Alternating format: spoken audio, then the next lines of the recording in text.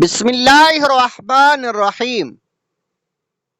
غیر مسلموں کے لیے مالی امداد جاری کرنا، غیر اسلامی ملک کے غیر مسلم افراد پر خرچ کرنا اور مصیبت و آفت میں ان کے ساتھ ہمدردی و تعاون کرنا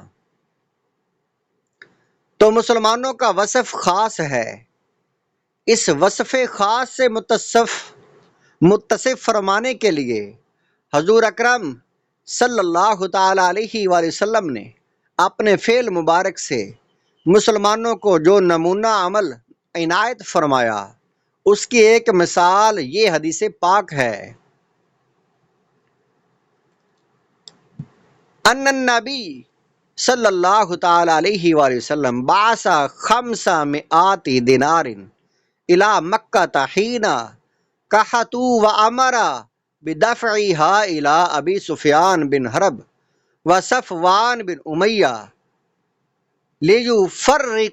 لیفرقا علی فقراء اہل مکہ۔ حضور نبی اکرم صلی اللہ تعالی علیہ وآلہ وسلم نے اہل مکہ مکرمہ کے نام 500 دینار بھجوائے جب وہ قحط میں مبتلا ہو گئے، اور آپ نے حکم فرمایا کہ ابو سفیان بن حرب اور صفوان بن امیہ کے حوالہ کیے جائیں تاکہ وہ مکہ مکرمہ کے ضرورت مندوں اور محتاجوں میں تقسیم کریں۔ در مختار جلد نمبر 2 کتاب الزکوٰۃ باب مصروف الزکوٰۃ والعشر صفحہ نمبر 52۔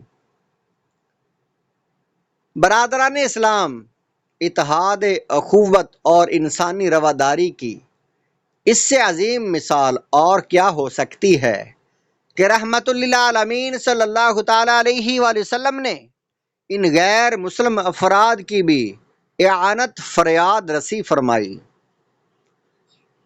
یعنی مدد اور ان کی ضرورتیں پوری کی، اعانت و فریاد رسی فرمائی، جنہوں نے اہل اسلام پر مختلف قسم کے مظالم ڈھائے، مسلمانوں کو طرح طرح کی اذیتیں اور تکالیف پہنچائی، یہاں تک کہ حضور کے جانثاروں نے اپنا گھر، مال، دولت سب کچھ قربان کر کے وطن عزیز مکہ مکرمہ کو چھوڑ کر مدینہ منورہ سکونت اختیار کی۔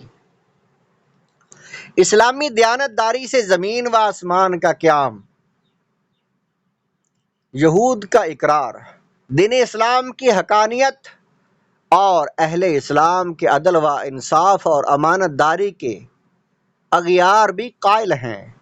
حضرت نبی اکرم صلی اللہ تعالی علیہ وآلہ وسلم نے خیبر فتح ہونے کے بعد یہود کو اپنی زمین بٹائی پر دی، اس طرح کہ وہ زراعت کریں گے اور پیداوار کا آدھا حصہ وہ لیں گے اور آدھا حصہ آپ کو ادا کریں گے۔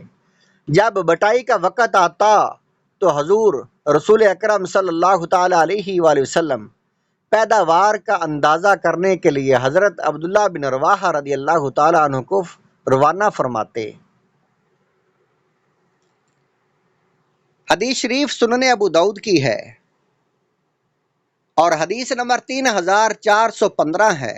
ان عروۃ ان عائشہ رضی اللہ تعالی عنہا قالت کان النبی صلی اللہ تعالی علیہ وآلہ وسلم یبعث عبد اللہ ابن رواحہ فیخرس النخل۔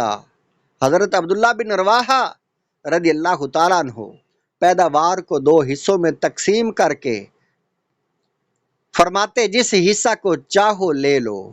یہود اس عدل و انصاف کو دیکھ کر یہ کہتے، ایسے ہی عدل و انصاف سے آسمان اور زمین قائم ہیں۔